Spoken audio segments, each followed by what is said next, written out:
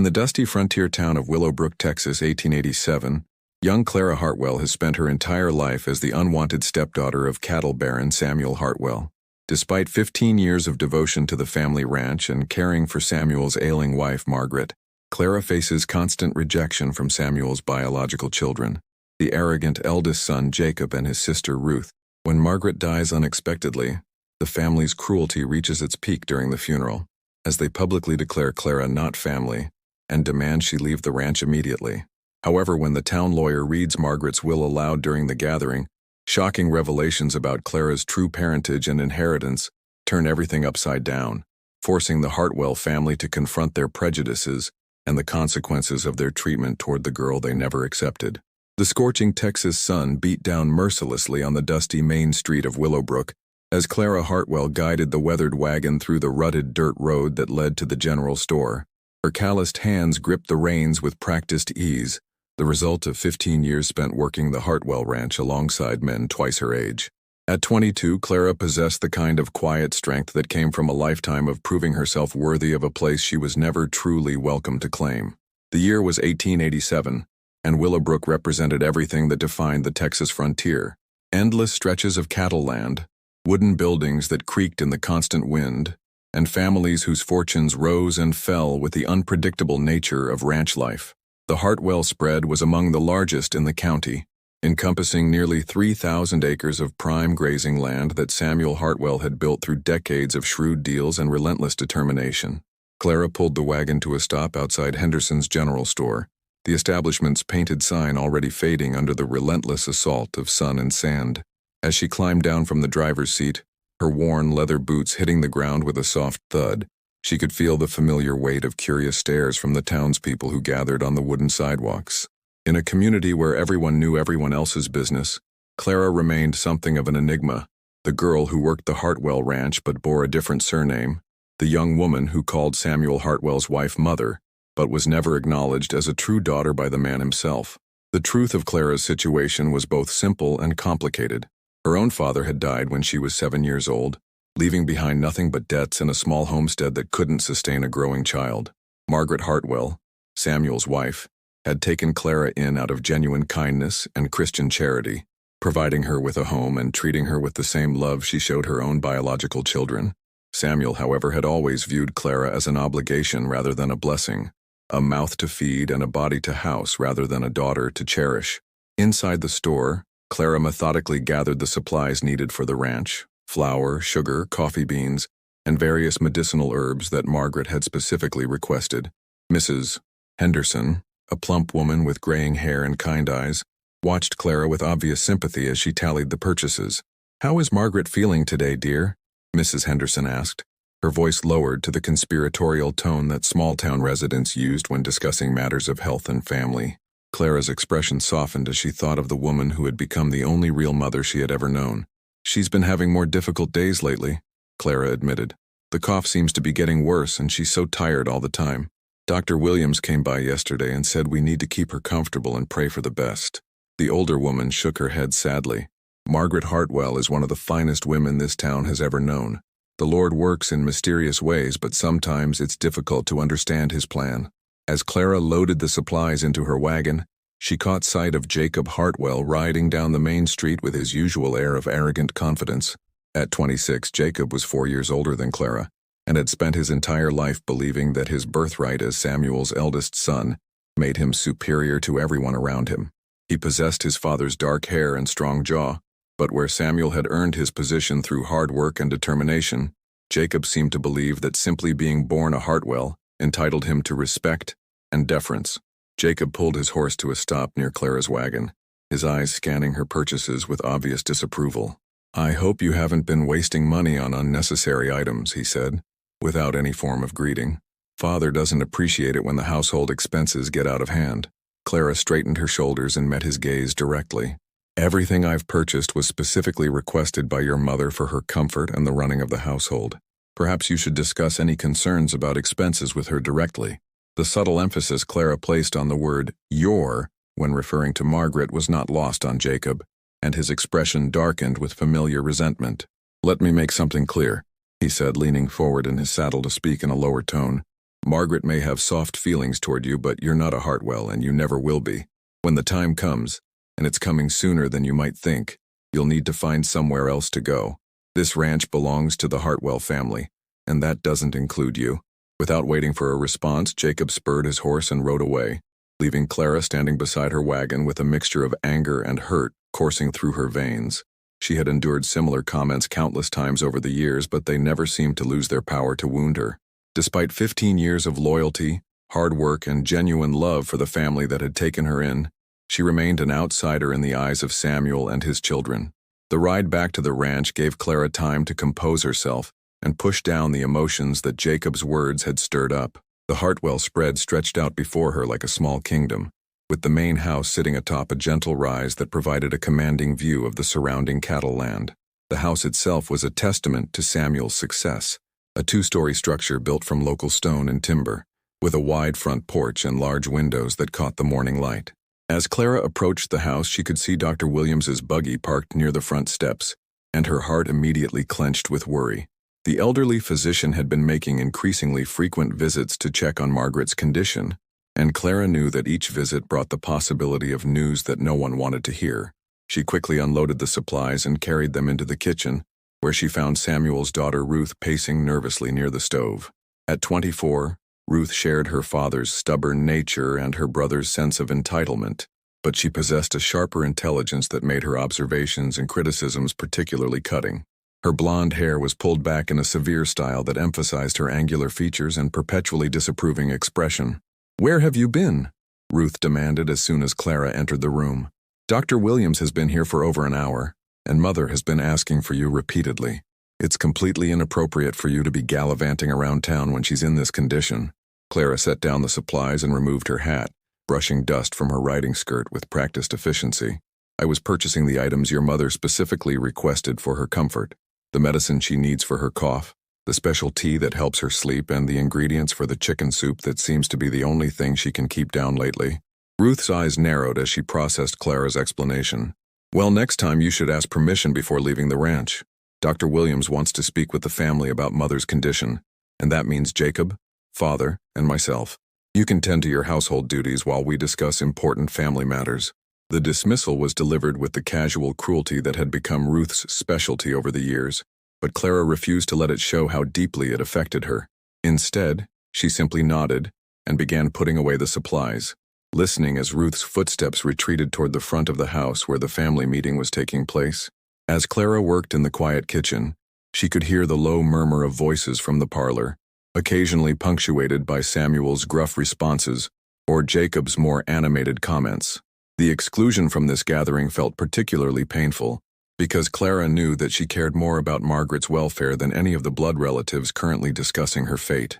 Over the past 15 years, Clara had been the one to sit up with Margaret during illness, to listen to her worries and dreams, and to provide the daily care and companionship that had become increasingly important as Margaret's health declined.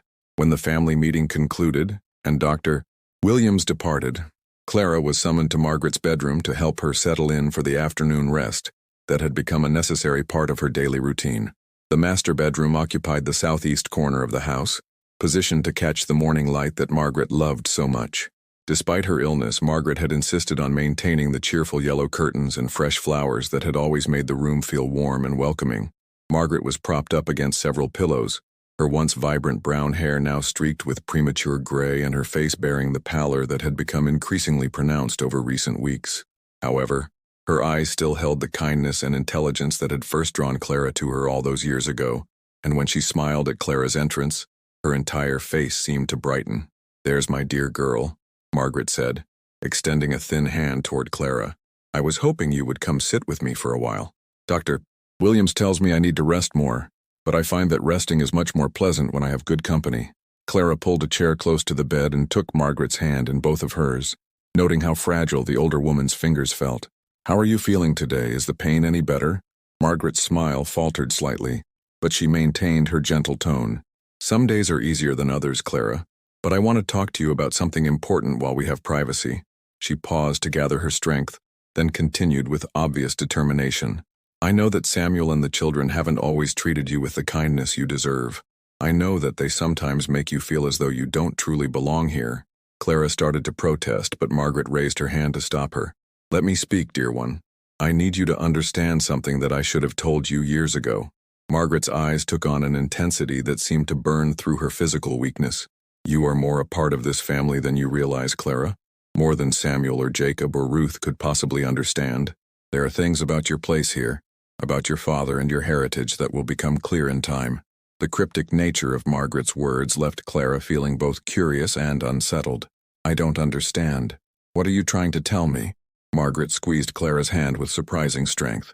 What I'm telling you is that you should never let anyone make you feel ashamed of who you are, or question your right to be here. What I'm telling you is that the truth has a way of revealing itself, often when we least expect it. She paused again, seeming to struggle with some internal decision. There are documents, Clara. Important papers that explain everything about your father, about your mother, about why I was so determined to bring you into this house 15 years ago. Before Clara could ask for clarification, the sound of heavy footsteps in the hallway announced Samuel's approach to the bedroom. Margaret immediately released Clara's hand and settled back against her pillows. The intimate conversation clearly ended for the moment. Samuel entered the room with his characteristic lack of ceremony, his weathered face set in its usual expression of stern disapproval. Dr. Williams says you need complete rest, Samuel announced without acknowledging Clara's presence. That means no unnecessary visitors and no exhausting conversations. His eyes flicked briefly toward Clara, making it clear that she was included in the category of unnecessary visitors. Margaret's voice remained steady despite her obvious fatigue. Clara helps me rest, Samuel. Her presence is comforting to me. Samuel's jaw tightened, but he didn't directly contradict his wife. Instead, he turned to Clara with barely concealed impatience. There's work to be done around this ranch. Margaret can rest perfectly well without constant supervision. As Clara rose to leave, Margaret caught her hand one final time. Remember what I told you, dear girl. Remember that there are things you don't yet understand, but that doesn't make them any less true. Like this video if you're enjoying Clara's story. Subscribe for more tales from the Wild West and comment below to let us know from which corner of the world you're following this frontier drama. The following weeks brought an unsettling routine to the Hartwell Ranch as Margaret's condition continued to deteriorate with alarming speed. Clara found herself spending increasing amounts of time at Margaret's bedside, helping with medications, reading aloud from the woman's favorite books, and simply providing the companionship that seemed to ease Margaret's discomfort more effectively than any of Dr. Williams' prescribed remedies. During these quiet hours together, Margaret often returned to the subject of Clara's heritage, speaking in fragments and half-completed thoughts that seemed to dance around some greater truth she was struggling to reveal. She would mention Clara's father with a fondness that suggested their relationship had been more significant than Clara had ever been told, and she would reference important papers and family secrets with an urgency that seemed to grow stronger as her physical strength continued to fade. One particularly difficult evening in late September, as autumn began to paint the Texas landscape in shades of gold and amber, Margaret suffered a severe coughing fit that left her weak and breathless. Clara had been reading to her from a collection of poetry when Margaret suddenly doubled over, her body racked with spasms that seemed to tear through her chest like wildfire. The sound brought Samuel and Ruth running to the bedroom, their faces pale with alarm at the violence of Margaret's distress. Dr. Williams was summoned immediately, and after a lengthy examination conducted behind closed doors, he emerged with an expression that conveyed everything the family needed to know, without requiring spoken confirmation. Margaret's time was running short, perhaps a matter of days rather than weeks, and they needed to prepare themselves for the inevitable. The news struck Clara with devastating force, but she was not permitted the luxury of grief in the presence of the blood family. Samuel's response to the doctor's prognosis was to implement strict restrictions on who could visit Margaret and when, effectively limiting Clara's access to brief periods when she was needed for specific nursing duties. Jacob and Ruth supported their father's decision with obvious satisfaction, treating Clara's exclusion as a natural consequence of her outsider status within the family structure. "This is a time for family," Ruth announced when Clara attempted to bring Margaret her evening tea. "Mother needs peace and quiet, not constant disruption from household staff." The deliberate classification of Clara as household staff, rather than family member, was intended to wound, and it succeeded in its purpose. However, Clara had learned to hide her emotional responses behind a mask of stoic acceptance. understanding that any display of hurt or anger would only provide additional ammunition for those who already questioned her place in the household. Despite the restrictions imposed by Samuel and his children, Clara found ways to spend time with Margaret during the early morning hours, when the rest of the family was still sleeping. These stolen moments became precious opportunities for the dying woman to share memories and observations that seemed to carry profound significance, though their meaning often remained frustratingly unclear. On one such morning, as dawn light filtered through the yellow curtains that Margaret had always loved, the older woman beckoned Clara closer to her bedside with obvious urgency. Her voice had become little more than a whisper, but her eyes burned with an intensity that seemed to defy her physical weakness. "Clara, my dear girl, I need you to listen very carefully to what I'm about to tell you," Margaret began, her words coming in short bursts between labored breaths. "There is a metal box hidden beneath the floorboards in my sewing room. Inside that box, you will find documents that explain everything about your true heritage and your rightful place in this family." Clara leaned closer, straining to catch every word. "What kind of documents? What do you mean by my rightful place?" Margaret's hand found Clara's with surprising strength. "Your father wasn't just a simple homesteader, Clara. He was Samuel's younger brother, Thomas Hartwell. You are not my stepdaughter by marriage. You are my niece by blood, and you are as much a Hartwell as Jacob or Ruth, perhaps more so." The revelation hit Clara like a physical blow, leaving her gasping for breath as she tried to process the implications of what Margaret had just revealed. If what she was saying was true, then Clara's entire understanding of her identity and her place within the family structure was based on a fundamental deception that had been maintained for 15 years. "But why?" Clara whispered, her voice barely audible. "Why would Samuel hide this from me? Why would he treat me as an outsider if I'm actually his blood relative?" Margaret's expression darkened with a mixture of sadness and anger. "Because Thomas defied Samuel by marrying your mother, a woman Samuel considered beneath the Hartwell family standards. Because Samuel was furious when Thomas left the ranch to start his own homestead rather than working under Samuel's authority. Because pride and stubbornness have always been Samuel's greatest weaknesses, and he would rather deny his own brother's child than admit he was wrong about Thomas's choices." The conversation was interrupted by the sound of footsteps in the hallway, and Margaret immediately released Clara's hand while gesturing for her to move away from the bedside. "Remember what I've told you," she whispered urgently. "The sewing room beneath the loose floorboard near the window. Everything you need to know is in that box." Samuel entered the room with his characteristic heavy tread, his eyes immediately focusing on Clara with obvious suspicion. "What are you doing here? I thought I made it clear that Margaret needs complete rest." Clara rose smoothly from her chair, maintaining the composed expression she had perfected over years of similar confrontations. "Mrs. Hartwell asked for water, and I was simply making sure she was comfortable before beginning my other duties." Samuel's eyes narrowed, but he couldn't find any obvious fault with Clara's explanation. "Well, she has water now, so you can attend to your regular responsibilities. Margaret has Jacob and myself to look after her needs." As Clara left the room, she caught Margaret's eye for one final moment, seeing both love and desperate urgency in the older woman's gaze.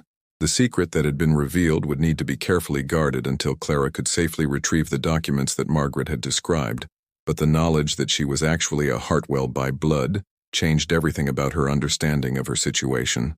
The rest of that day passed in a haze of conflicting emotions as Clara attempted to maintain her normal routine, while processing the staggering revelation about her true parentage. Every interaction with Samuel took on new significance when viewed through the lens of their actual relationship, and Clara found herself studying his features for any resemblance to the vague memories she retained of her own father. That evening, as the household settled into its nighttime routine, Clara waited until she was certain that everyone was asleep before making her way to Margaret's sewing room. The small chamber was located on the ground floor of the house, tucked away behind the kitchen in a space that had originally been designed as a pantry. Margaret had claimed it as her private retreat years earlier, filling it with fabric, patterns, and the various projects that occupied her hands during the long winter months. Clara closed the door softly behind her and lit a small oil lamp, keeping the flame low to avoid attracting attention from other parts of the house. The floorboards in the room were wide planks of local pine that had been installed when the house was built, and Clara began examining the area near the window where Margaret had indicated the hiding place could be found.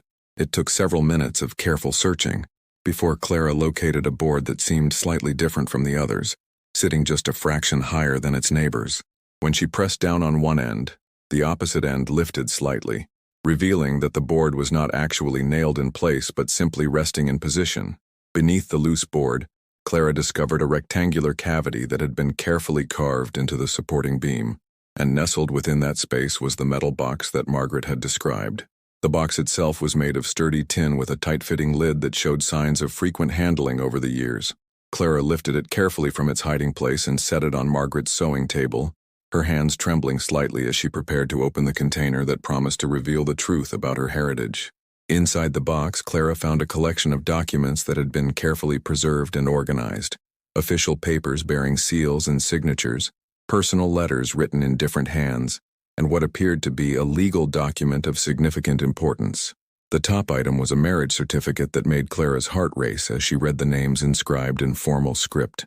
Thomas Hartwell and Catherine Morrison, united in marriage on June 15, 1863, in the town of Willowbrook, Texas.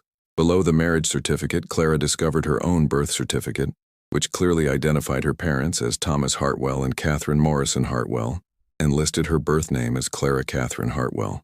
The document was signed by Dr. Williams, who had apparently been present at her birth 22 years earlier, and it bore the official seal of Willowbrook County. The final document in the collection was perhaps the most significant, a will written in Margaret's careful handwriting and properly witnessed by Dr. Williams and the town banker, Mr. Franklin. The will was dated only 3 months earlier, and as Clara read through its provisions, she realized that Margaret had been planning for this moment for quite some time. According to the terms of the will, Margaret was leaving her entire personal inheritance, which included a substantial sum of money that had been left to her by her own father, as well as her jewelry and personal possessions, to Clara, whom the document specifically identified as my beloved niece Clara Catherine Hartwell, daughter of my late brother-in-law Thomas Hartwell. But perhaps most importantly, the will contained a detailed letter addressed to Clara, explaining the circumstances that had led to the concealment of her true identity, and expressing Margaret's deep regret for the deception that had shaped Clara's entire life. The letter that Margaret had written to Clara was filled with remorse and explanation, detailing the complex family dynamics that had led to such a devastating deception. According to Margaret's account, Thomas Hartwell had been the younger of 2 brothers, spirited and independent where Samuel was controlling and traditional.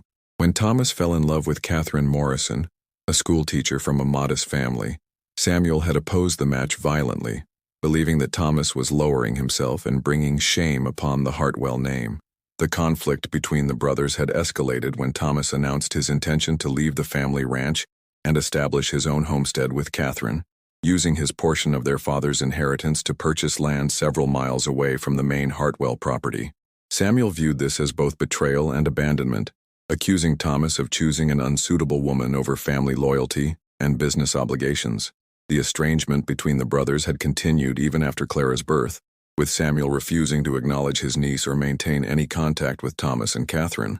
It was only when news reached them of the tragic accident that had claimed both of Clara's parents that Margaret had convinced Samuel to take responsibility for the orphaned child, though Samuel had insisted that Clara's true parentage remain hidden to protect what he considered the family's reputation.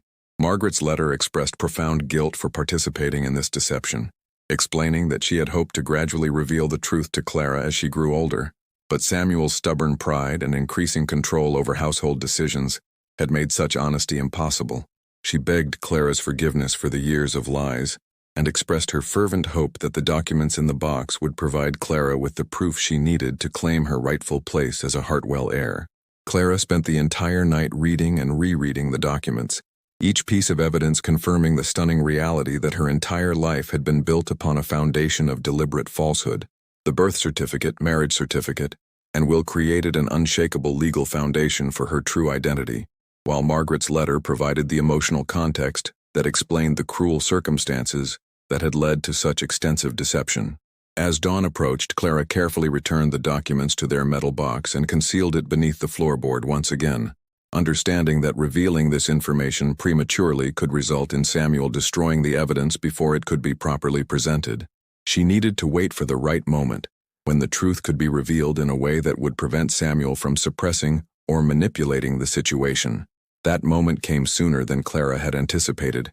2 days after her nocturnal discovery, Margaret's condition took a dramatic turn for the worse, leaving her barely conscious and struggling for every breath. Dr. Williams confirmed that the end was imminent, possibly a matter of hours rather than days, and the family gathered at Margaret's bedside for what would likely be their final moments together. Clara was not initially included in this family vigil, but Margaret's repeated calls for her presence eventually forced Samuel to relent, though he made it clear that Clara's inclusion was purely for Margaret's comfort, rather than any recognition of her legitimate relationship to the family. Jacob and Ruth maintained their hostile attitude toward Clara's presence, treating her as an unwelcome intruder during what should have been a private family moment. Margaret's final hours were marked by periods of clarity alternating with stretches of unconsciousness, but during her lucid moments, her eyes remained fixed on Clara with an intensity that seemed to communicate volumes of unspoken meaning. She was no longer capable of coherent speech, but her hand repeatedly sought Clara's, gripping it with surprising strength whenever she felt Clara's presence nearby. As the sun set on October 3, 1887, Margaret Hartwell drew her final breath while holding Clara's hand, her eyes closing peacefully as if she had finally accomplished the most important task of her life. The room fell silent except for the sound of Ruth's quiet sobbing and the distant lowing of cattle in the evening pasture. Samuel's reaction to his wife's death was characteristically controlled and practical. Within hours of Margaret's passing, he was making arrangements for the funeral and burial, organizing the necessary notifications to distant relatives and business associates, and beginning the process of settling Margaret's affairs. His grief, if it existed, was hidden behind a wall of efficient activity and stern determination. The funeral was held 3 days later at the small Willowbrook Community Church, with nearly the entire town in attendance to pay their respects to a woman who had been universally loved and admired. Margaret was laid to rest in the church cemetery beside other prominent members of the community, her grave marked by a simple but elegant headstone that Samuel had ordered from the county seat.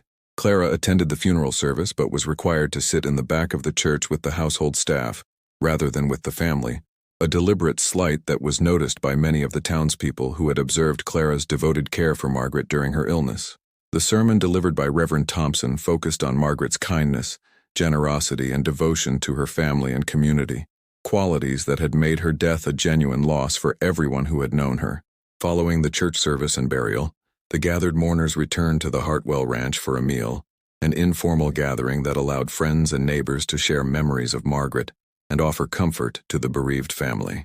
Clara found herself relegated to serving duties during this gathering, passing food and drink to guests while Samuel, Jacob, and Ruth received condolences and accepted the community's expressions of sympathy. It was during this post-funeral gathering that Mr.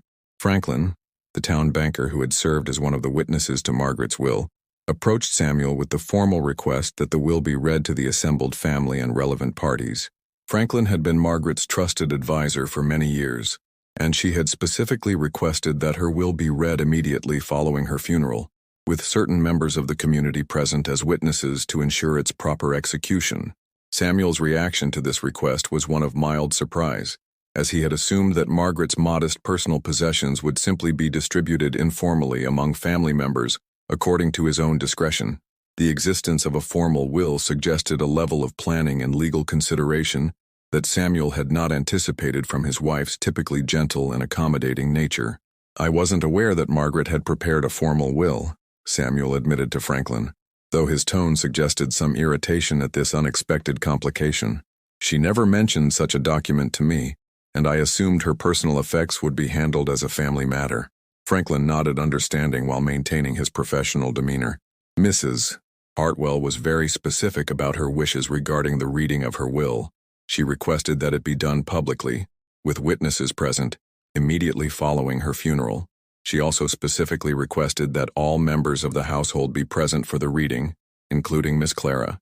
The mention of Clara's name in connection with the will reading caused visible tension among the family members, with Jacob and Ruth exchanging meaningful glances that clearly communicated their displeasure at Clara's inclusion in what they considered a private family matter. Samuel's expression darkened as he considered the implications of Margaret's unusual request.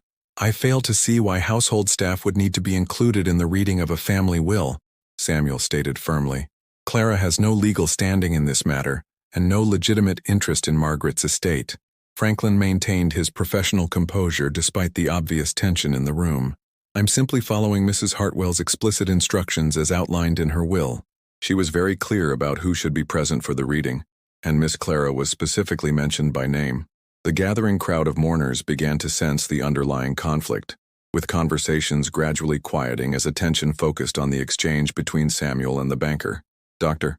Williams, who had been speaking with other community members about Margaret's final days, moved closer to the discussion with obvious interest and concern. "Perhaps we should proceed with the reading as Margaret requested," Dr. Williams suggested diplomatically.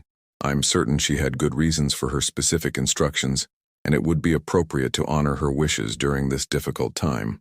Faced with the combined pressure of Franklin's professional insistence and Dr. Williams's gentle support, plus the growing attention of the assembled mourners, Samuel found himself unable to refuse the will reading without appearing unreasonably obstructive. His agreement was grudging and clearly reluctant, but he directed the gathering to move into the main sitting room where Franklin could conduct the formal reading.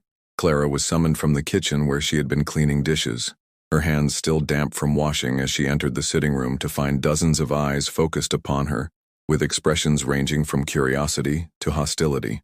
She took a position near the back of the room, uncertain why her presence had been specifically requested, but sensing that something significant was about to unfold. Franklin opened his leather document case and withdrew Margaret's will, a multi-page document written in Margaret's careful handwriting, and bearing the official seals and signatures that confirmed its legal validity. The banker's voice carried clearly through the hushed room as he began to read the formal language that preceded the specific bequests and provisions. "I, Margaret Elizabeth Hartwell, being of sound mind and body, do hereby declare this to be my last will and testament, revoking all previous wills and codicils. Having lived a full and blessed life as wife, mother, and member of the Willowbrook community, I now set forth my final wishes regarding the distribution of my earthly possessions." The initial portions of the will contained standard legal language and preliminary declarations that held little surprise for the assembled listeners. Margaret left small monetary gifts to several longtime household employees, donated specific amounts to the church and local school, and designated certain pieces of jewelry and personal items for Ruth as remembrances of their relationship. However, as Franklin continued reading, the scope and nature of Margaret's bequests began to reveal surprises that caused visible shock among the family members. "To my beloved niece, Clara Catherine Hartwell, daughter of my late brother-in-law Thomas Hartwell and his wife Catherine Morrison Hartwell, I leave the sum of $15,000 in gold, currently held in trust at the First National Bank of Austin, along with all of my personal jewelry, my grandmother's china collection, and the complete contents of my hope chest, including the family bib, that rightfully belongs to the Hartwell lineage." The words hit the assembled gathering like a thunderclap, causing gasps of astonishment and immediate murmurs of confusion throughout the room. Samuel's face went pale as the implications of Margaret's statement became clear, while Jacob and Ruth stared at Clara with expressions of pure shock and growing anger. Franklin continued reading without pause, his professional demeanor unchanged despite the obvious turmoil his words were creating. "Furthermore, I direct that the metal box containing documentation of Clara's true parentage, currently hidden in my sewing room, be presented as evidence of her legitimate claim to the Hartwell family name and inheritance rights. These documents include Clara's birth certificate, her parents' marriage certificate, and detailed correspondence that explains the circumstances that led to the concealment of her true identity." Samuel rose abruptly from his chair, his composure finally cracking under the weight of Margaret's posthumous revelations. "This is preposterous. There must be some mistake in the documentation. Clara is not a Hartwell by blood. She is the orphaned daughter of simple homesteaders whom we took in out of Christian charity." Dr. Williams stepped forward with surprising authority, his medical bag still in hand from attending to mourners who had been overcome by grief during the funeral service. "Samuel, I must respectfully disagree with your statement. I was present at Clara's birth 22 years ago, and I personally signed her birth certificate identifying Thomas Hartwell as her father. I have maintained my silence about this matter for too many years, but I cannot allow these falsehoods to continue in the face of Margaret's courage in revealing the truth." The doctor's confirmation sent another wave of shock through the gathered crowd, with many of the longtime Willowbrook residents beginning to recall details about Thomas Hartwell that they had forgotten or overlooked during the years since his death. Several older members of the community began nodding in recognition, their memories stirred by the doctor's testimony and Margaret's revelations. Franklin retrieved the metal box from its hiding place in the sewing room and returned with the documents that Margaret had preserved so carefully over the years. He displayed each certificate and letter to the assembled witnesses, allowing them to examine the official seals, signatures, and dates that confirmed the authenticity of Clara's parentage claims. Ruth's reaction was immediate and vicious, her grief over Margaret's death transforming into rage directed at Clara. Even if these documents are genuine, it changes nothing. Clara has lived as a servant in this house for 15 years, and that is exactly what she has proven herself to be. No amount of paperwork can transform a kitchen maid into a lady worthy of the Hartwell name. Jacob supported his sister's position with equal vehemence, his voice rising as he addressed the assembled crowd. This is clearly some elaborate deception that Margaret allowed herself to be manipulated into supporting. Clara has obviously forged these documents or convinced Margaret to participate in this fraud through emotional manipulation during her illness. Dr. Williams responded to these accusations with firm authority, his reputation in the community lending considerable weight to his words. I have examined these documents carefully, and I can attest to their authenticity based on my personal knowledge of the events they describe. Margaret Hartwell was not a woman susceptible to manipulation or deception, and her mental faculties remained completely intact throughout her illness. These revelations represent her final attempt to correct a grave injustice that has been perpetrated for far too long. Clara herself had remained silent throughout this extraordinary exchange, overwhelmed by the sudden transformation of her circumstances and the violent reactions of the family members who had controlled her life for so many years. The revelation of her true heritage was simultaneously liberating and terrifying, offering her freedom from servitude while exposing her to the focused hatred of Samuel, Jacob, and Ruth. Franklin continued with the final portions of Margaret's will, which contained additional surprises that further demonstrated the depth of planning that had gone into this moment. I furthermore direct that Clara be provided with complete copies of all family financial records and property deeds, as she is entitled to information about the estate that rightfully belongs to her father's lineage. I also request that the community of Willowbrook recognize Clara Catherine Hartwell as a legitimate member of the Hartwell family, with all rights and social standing appropriate to her true heritage.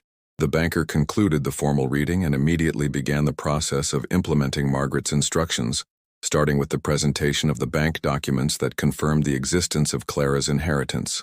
The $15,000 that Margaret had left to Clara represented a substantial fortune by local standards, enough money to ensure complete financial independence and social standing within the community. Samuel's attempt to challenge the will's validity was quickly undermined by the testimony of multiple witnesses who confirmed the authenticity of the documents and Margaret's mental competence at the time of their creation. Franklin's professional reputation and Dr.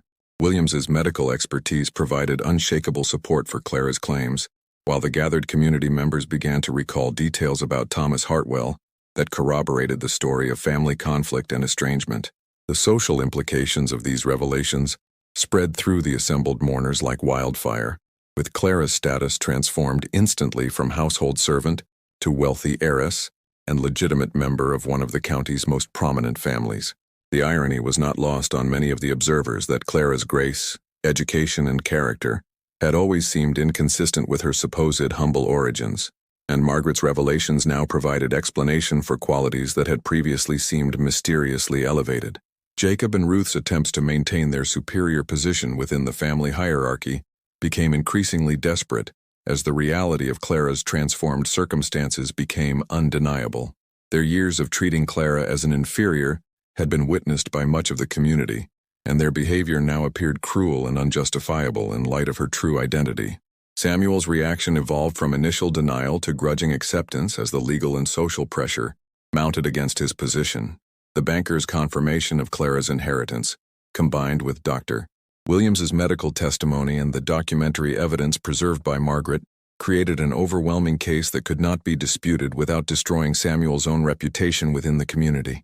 As the immediate shock of the revelations began to subside, Clara found herself surrounded by community members offering congratulations, apologies for the years of injustice she had endured, and invitations to take her rightful place in local society. The transformation was so complete and sudden that Clara struggled to process the magnitude of change that had occurred in a single afternoon. Mrs. Henderson, the banker's wife and one of Willowbrook's most respected social leaders, approached Clara with tears in her eyes and genuine remorse in her voice. "My dear, I am so deeply sorry for the years you have spent in circumstances so far beneath your true station." Margaret was a wise woman to preserve the truth, and I hope you can forgive those of us who failed to recognize the injustice being done to you.